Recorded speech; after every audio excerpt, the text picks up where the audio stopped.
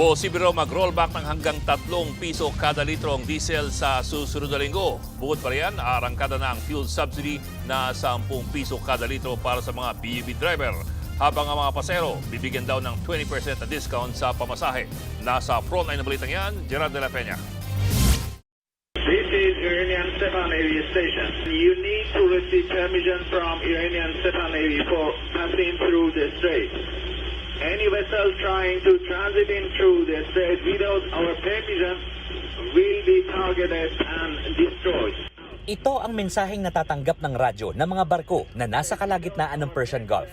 Binabawalan silang dumaan sa Strait of Hormuz at kung magpumilit, pupuntiryahin at wawasakin sila ng Iranian Navy. May kuha rin ang mga Pinoy seafarer ng mga larawan ng mga lumilipad na missile habang nasa gitna ng Persian Gulf. Ganitong sitwasyon sa lugar kahit pa nag-anunsyo na ng tigil putukan ang Amerika at Iran. Medyo nakakatakot kasi kahapon meron ng pronouncement. Yesterday may pronouncement na about ceasefire. Pero in reality, on the ground, iba yung nangyayari doon. Meron pa ring mga missiles, especially sa Lebanon, sa Kuwait, sa UAE, na naglalabasan pa rin at nagliliparan, which is right now, it's a risk really for seafarers. Dahil dito, bahagyang tumaas ang presyohan ng langis sa world market. Sa kabila niyan, posible pa rin magkaroon ng rollback sa susunod na linggo.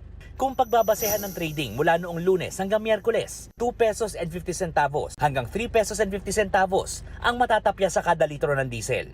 Posibleng pisong tapyas naman o walang pagbabago sa kada litro ng gasolina. Pero baka magbago pa yan at posibleng mas mababa pa ang rollback ayon sa source ng News 5 sa industriya. Dismayado naman ang mga transport group. Pangloloko na naman ito sa mga tsuper, sa taong bayan, na ang laki nung ibinaba sa world market. Nagbaba na sir ito. So dapat, dati kapag ka may forecast na may gulo, yung pangalawang araw pa lang nagtataas na sila ng presyo.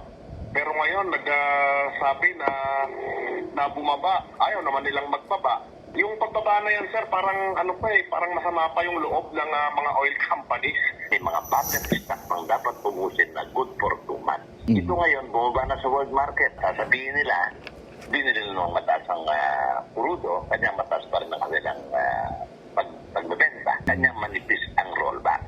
Kasabay ng posibleng rollback next week, aarangkada na rin sa April 15 ang service contracting program. Mismong si Pangulong Bongbong Marcos na ang nag-anunsyo niyan. Sa ilalim ng programang ito, babayaran namin ang ating mga operator at driver ng mula 40 pesos hanggang 100 piso kada kilometro. Dagdag ito sa kanilang kita mula sa pamasahe. Para naman sa mga pasahero, magkakaroon ng hindi bababa sa 20% discount ang lahat. Ang mga ruta raw na sakop ng programa ay yung mga nakatuon sa lugar na may connection sa tren at pangunahing ruta ng mga bus. Matutulungan daw nito ang 50,000 na PUV, 1,000 operators at 15 million na pasahero. Ipatutupad ang programa kapag hindi rush hour. Lahat ng sasali ay may GPS monitoring para naman matiyak na aktwal ang biyahe at maayos ang serbisyo. Patuloy ang biyahe, patuloy ang hanap buhay. Hindi lang yan, magkakaroon din ng fuel subsidy. 10 piso kada litro ang bawas para sa mga PUV. Maximum daw na 150 liters kada linggo sa loob ng 3 buwan. Ang fuel subsidy ay ipapatupad lamang sa mga lehitimong gasoline station na aprobado at minomonitor ng Department of Energy upang masigurong mapupunta ito sa tama at hindi ito maabuso. Sa Metro Manila muna yan unang ikakasa sa susunod na linggo. Uumpisahan sa Commonwealth, tapos Quezon Avenue, Espanya, Zapote, A. Bonifacio, Rizal at Marcos Highway, saka ipatutupad sa buong bansa. Mahalaga ito dahil hindi lang transport cost ang tinutugunan natin.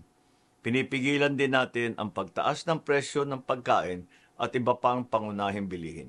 Nagbabalita mula sa Frontline, Gerard de la Peña, News 5.